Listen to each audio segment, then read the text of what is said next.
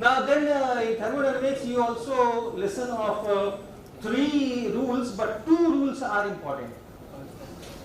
2 rules are very important.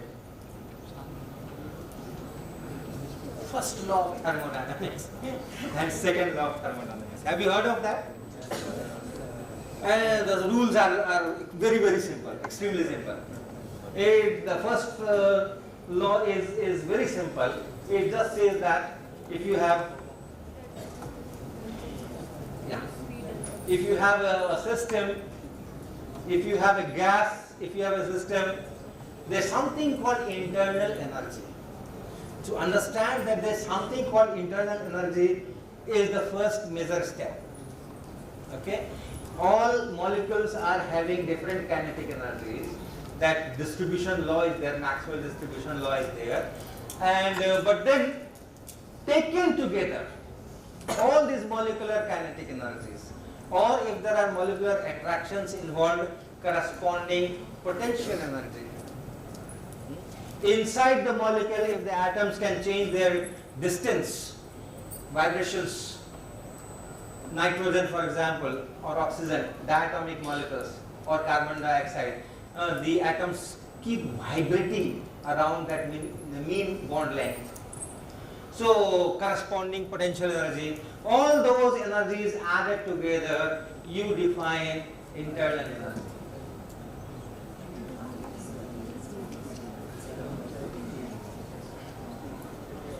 You define internal energy. Very, very important parameter or quantity. So keep in mind there is an internal energy. What is that internal energy? It is the total kinetic energy of all the molecules, and if there are potential energies involved, that also corresponding to the random thermal motion. That is internal energy. If I take this glass tumbler and I move it, I move with the glass tumbler at some speed. So I am adding some more kinetic energy to the entire tumbler, to all the molecules in that and all those things.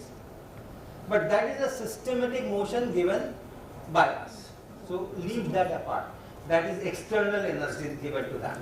Internal energy, the name internal. Okay, so internal energy U. Now for gas systems, if the pressure is given, if the volume is given, and temperature is given, of course if you give me 2, I can get 3 if I know this N. Right? So if these things are given, then we say that I have defined a state.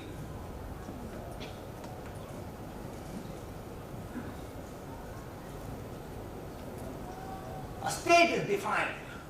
You tell me how much is the pressure, how much is the volume, how much is the temperature. A state is defined. This gas is in this particular state. And this particular state means I know everything about the gas from these parameters. So that state is defined from there. Okay? And the state is defined, whatever is possible to know about that, I can make my calculations, my equations, my theory, I can get it. So this internal energy is also obtained, fixed. If a state is defined in this state, this is the internal energy. If I change the state, I can change the state. I can change pressure, I can change volume or temperature, then I go to another state. In that state, again there will be some internal energy. These are the kind of functions which depends on the state. Same P, same V, same T. The internal energy is fixed. Right? Like a particle going with certain speed will have a certain kinetic energy. The speed is changed, the kinetic energy is changed. Similarly here, if the state is changed, if pressure is changed, or volume is changed, or temperature is changed, or more than one parameters are changed, then yes, then this internal energy will be different. And what happens in between, I don't care. If I come back to the same state, I have a particle going with speed v. What is the kinetic energy? Then I apply some force, I decrease the energy, I take it on a different path and so on, and after a while again the speed of the particle is v. So what is the kinetic energy? Same. Does not depend what happened in between. If I know the speed, I know the kinetic energy, whatever is the history. Similarly here, if I know the state, if I know PVT, I know the internal energy. Doesn't matter how I got that PVT, or I made several changes and then again brought the gas to the same PVT, the internal energy will be the same. So these kind of things are known as state function. It's function of state. Unless you change the state, that parameter will not change. This is one, internal energy is one function of state. Heat given to the system. What is heat?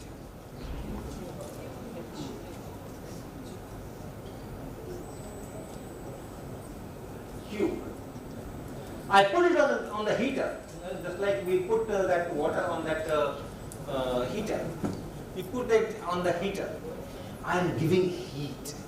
And I know I can measure how many joules of heat I have given. So the system was there, and then I supplied some heat to it by putting it on the coil heater flame in contact with some hot body and so on. So the heat has gone there. But heat which has gone there is not a state function. Is not a state function. Right? And if I know this is P, this is V, this is T, I do not know the history. I do not know whether it was given by you had put it on a gas stove or you had not put it on a gas stove. I do not know the history. And I know only at this instant, this is the pressure, this is the volume, and this is the temperature. Can I tell how much is the heat of this gas system? No, I cannot. And therefore, it is not a state function. Heat given is not a state. By the way, what is heat? What is heat given?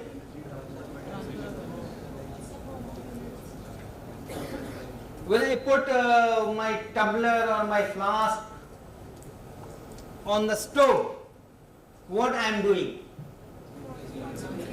I am transferring energy. The molecular kinetic energy is increasing at the cost of the supply, right? The supply is losing energy, and this system is gaining energy. So when I am giving heat, the energy is being transferred from one system to another system, and it is transferred from the system at higher temperature to the system at lower temperature. So energy which is transferred because of the temperature difference, that is called heat, right? And once it has been transferred, it becomes internal energy. Once it is transferred, it becomes internal energy. The tag, it came through temperature difference, is removed. You order it from Amazon or you order from Flipkart. Once your appliance is with you, it's your appliance. It's not Amazon appliance, it's not Flipkart appliance. So the heat is the energy which is being transferred. As long as it is being transferred, you get your SMS. It has reached this destination and it will be delivered tomorrow and this and that. So that energy in transit, right, is heat. Once this has been transferred, it has mixed with the internal energy. So the state function is internal energy, heat is not the state function. So there is one way of transferring energy to the system. You put it in contact with some hotter object and energy will be transferred to your system. Another way of increasing energy is So heat given to the system is Q, and that increases U. Another way to increase that internal energy is by doing work on it. By doing work on it. Right? So I have air in this. I have air in this. And if I push it from here,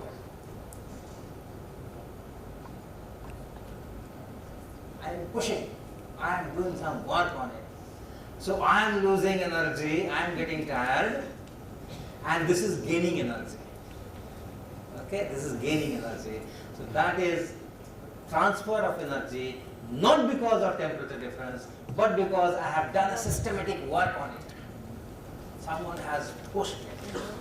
Right? So that's another mode by which you can transfer energy. I'm only talking of thermal random energy, not a systematic energy.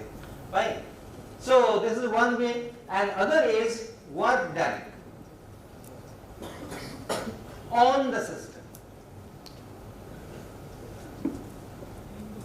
If you do a work, positive work, if you apply a force and there is a displacement, so you are doing work. If you are doing work, you are pumping energy into the system. Right? So that's another way. Now the convention in physics community is that if you do the work, that is defined as minus W. If you do the work, I did the work here. Okay, I did the work here. So that is defined as minus W. And if that gas does the work, correct? Suppose I am pulling it out. So this gas is which is exerting force because of the pressure in this direction, and the displacement is also in this direction. So gas is doing work. Right? In that case, that is called positive. So that symbol W that I will be writing, first thing is work done on the system increases energy. That you should remember. Independent of mathematics, convention, plus, minus, you should remember this. That if you are doing work, you are pumping energy into it. Right? That's fine. If you compress a spring, you are doing work, and then the energy of the spring is increased. And if you try to release, you are still pushing it there, but the displacement is opposite. So you are doing negative work. The spring force is doing positive work. Right? Then the energy decreases. So remember this. And then go to the mathematics. We say that work done by the gas, by the system, is written as W. Right? So, there are three parameters, U, Q and W. There is a process in which the gas has done some work. There were contacts with hotter bodies, so the energy was transferred as heat, and then that energy was increased. Now you can do the accounting. Right? Anyone of you who does the accounting thing? Your bank balance, your Paytm balance and all that. So you put some money into that, the balance increases. You spend, your balance decreases. And how much is the final change that you can calculate? Same story here. So the internal energy, this U, this is that quantity which I am looking at. If I have given energy through heat, I have given Q. Energy has increased by this amount. The gas has done a work W. The energy has decreased. The gas has done work, the energy has decreased. If I do the work, the energy will increase. If gas does the work, the energy will decrease. So energy has decreased. So this is the change. This is the change.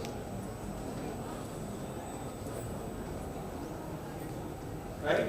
You have change in internal energy during the process, which is Q minus W. Right? And if you want to make it uniform looking, you say that delta U is delta Q and minus delta W. Just to look at more uniform. Or you can do transpose this side, that side. Delta Q is equal to delta U plus delta W. Whatever way you want to write. If you write it this way, you interpret it, this much is heat I have given, and therefore I have increased the energy, and this much work the system has done, it has spent. So I have supplied this much of energy, and the system has spent this much of energy, and therefore the system energy has increased by delta Q minus delta W. Right? If you do it this way, you said that okay, I supplied this much of energy, and the system has spent this much, and the remaining it has increased its balance. So the energy that I gave, part of it system retained with it, and part of it is spent. So you can interpret it this way, you can interpret it that way. This is known as the first law of thermodynamics.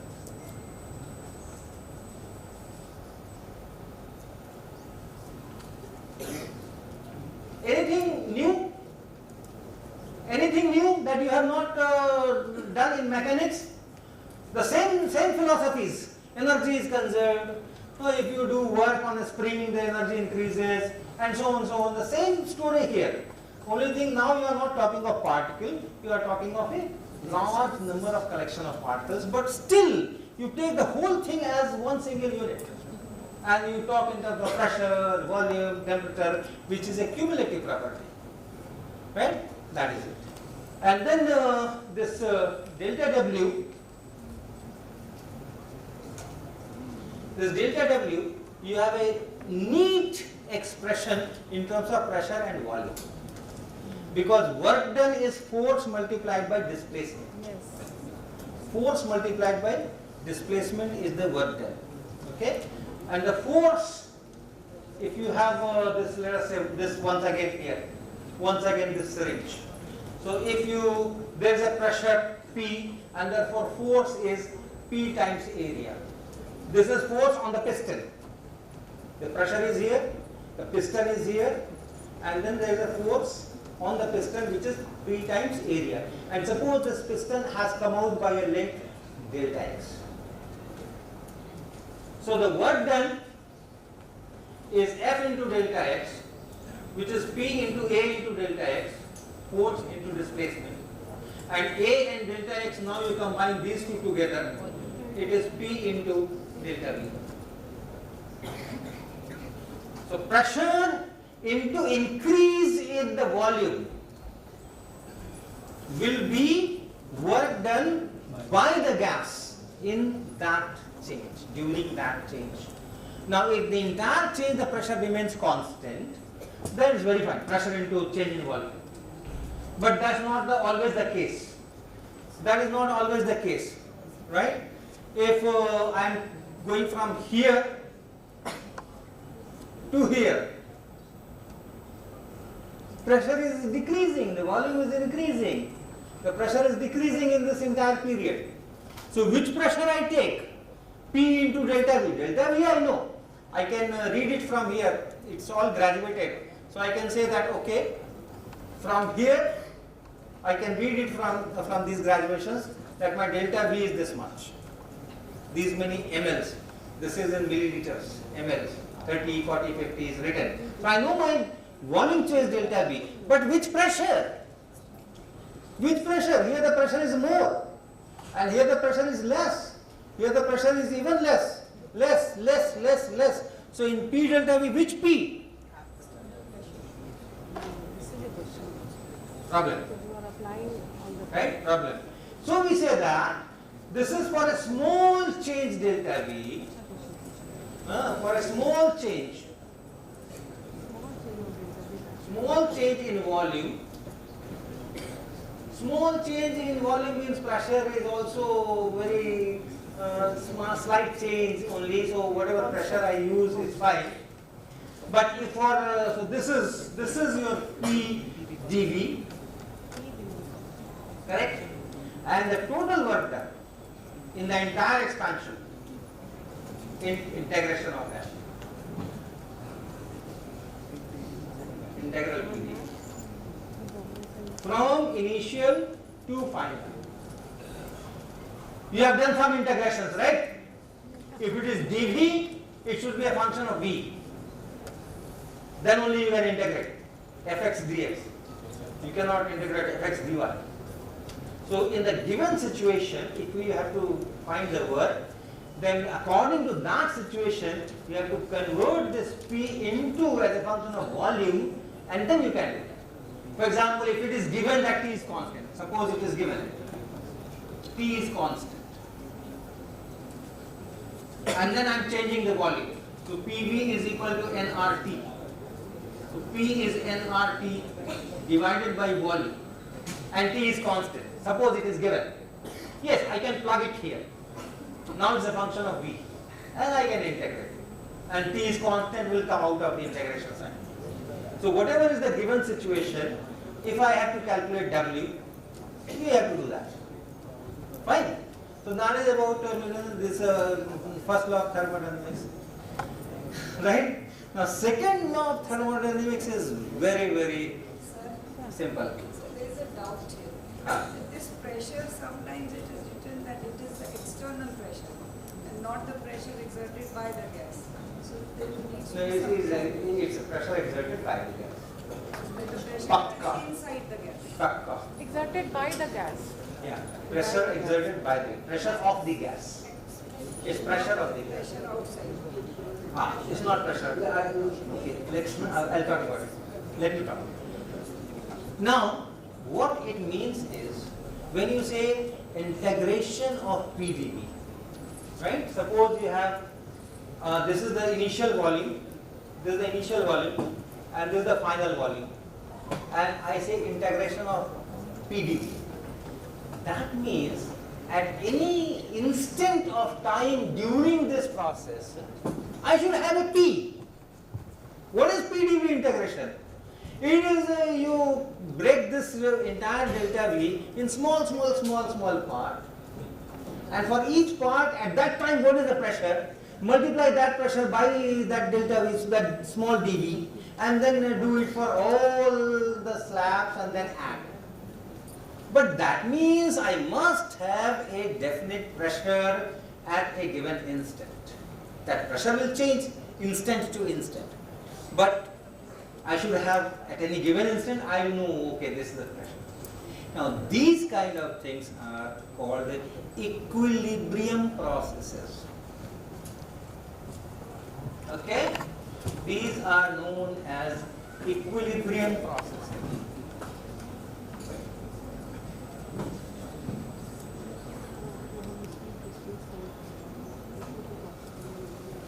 And all our equations are for such processes only. All the equations that we do are for such processes only. Temperature.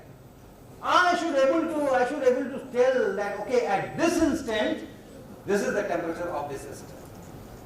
But you know, if you put this object in contact with a hotter object, say here, I take a copper ring, heat it in the furnace and put it here. So what will happen? The temperature close to that ring, temperature of the gas inside this vessel close to that ring will be higher.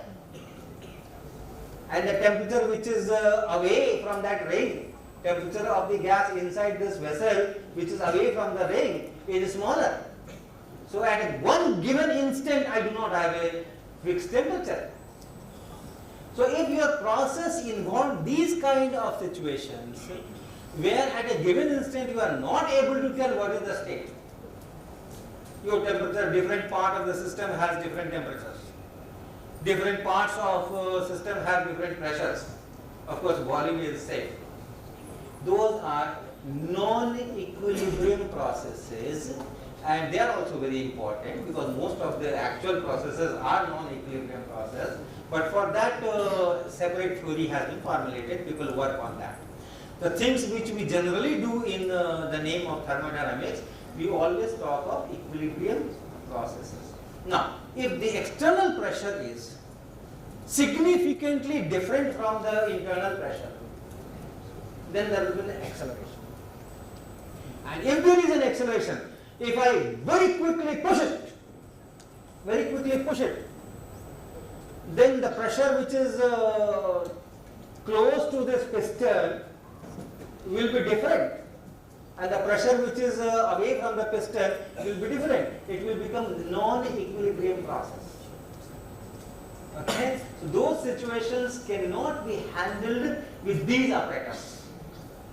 Right? So we assume, when we are doing all these equations, we assume that the external pressure and the pressure of the gas is only infinitesimally different.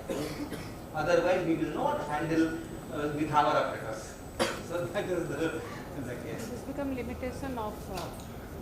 It's not limitation. I have formulated theory for that. A physics class is not supposed to do zoology into that. It's not limitation of my physics class that I am not doing zoology. Is it a limitation? I am not doing zoology here or botany here. This class is meant for that. This theory is not limitation. This theory is meant for equilibrium processes. For non-equilibrium processes, there is another classroom. If you want to study that, go there. If you want to study zoology, go there. Don't come here. It's not a limitation. It's not a limitation as such. Fine, good. Now, just a couple of minutes on second law, because I must tell about that. This is very, very interesting. A hot body. Okay, let me say this. Suppose I have a block. Imagine this situation. I put it on a table and I give it a velocity, give it a speed, and it goes and stops somewhere. Where has the energy gone? The kinetic energy, where has it gone? Work done against Where is that energy now? The kinetic energy, I did some work. So I pumped energy into my block. I did work on that. It showed up, yes, it acknowledged, you have done work, here is the kinetic energy. Thank you very much.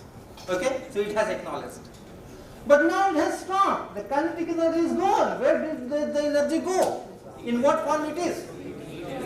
Heat, mostly heat. Okay, so that means my table has become little warmer. My block has little warmer. And the kinetic energy is reduced, gone to zero. So the energy conservation, which is the content of my first law of thermodynamics, if I am doing some work, tell me where is the energy. How much you have spent in work and how much you have used in increasing your own internal energy. That accounting should be perfect.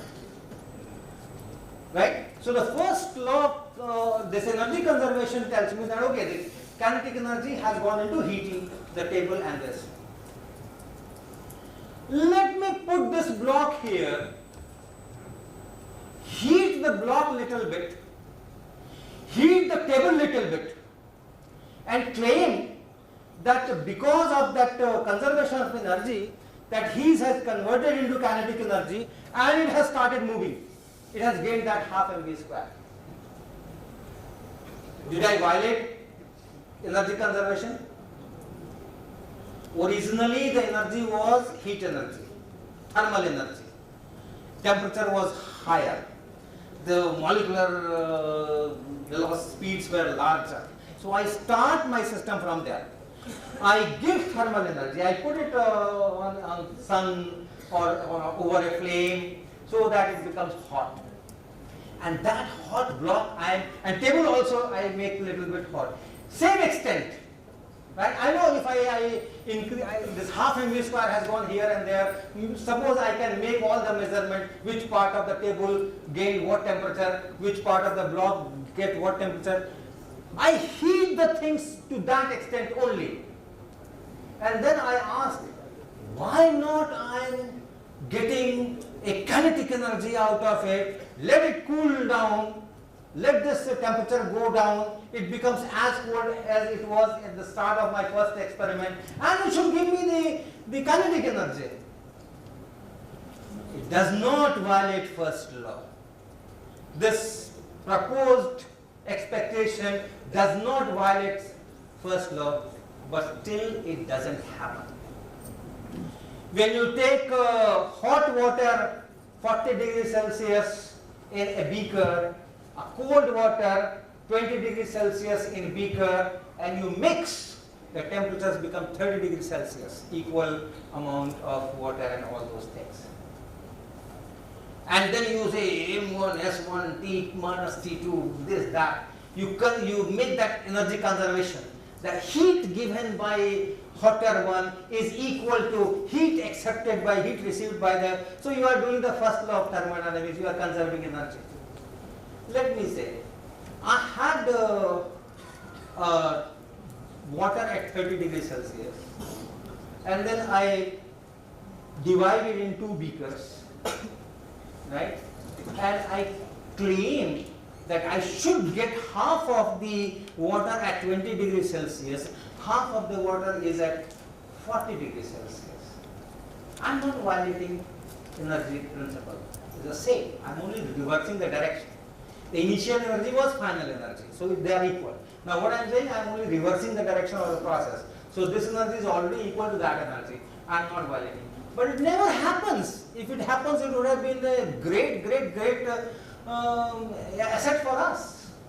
Okay, from a simple water, I get hot water and cold water. I use cold water for freezing the things, hot water for taking the bath and all those things. No heater, no fridge required. It doesn't happen.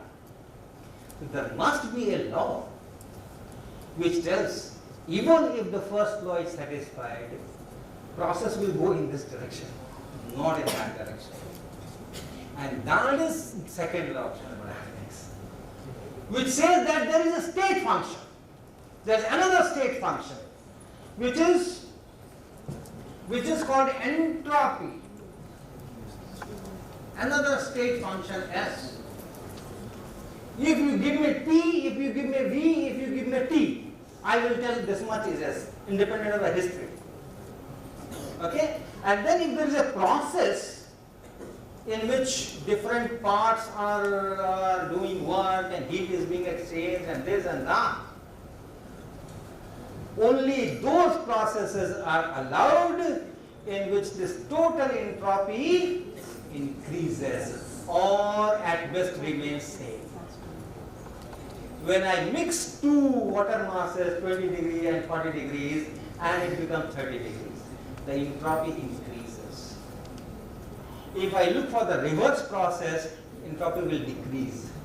So only those processes are allowed in which entropy increases, and those processes are not allowed in which the total entropy is decreasing. That is second law of thermodynamics. Much more interesting, much more romantic than the first law of thermodynamics. So I will stop here. Okay? Yeah.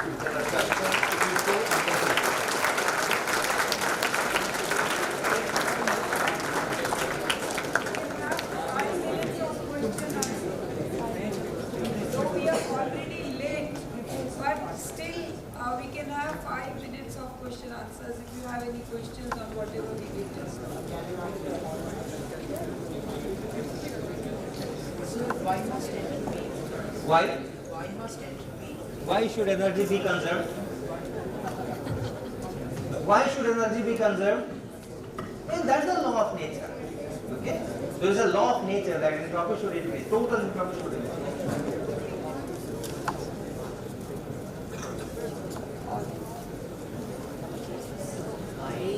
Why are the sign conventions for work done and heat different in chemistry and physics? I am not the right person to answer this. I will stick to my physics convention. What chemistry people are doing, ask them.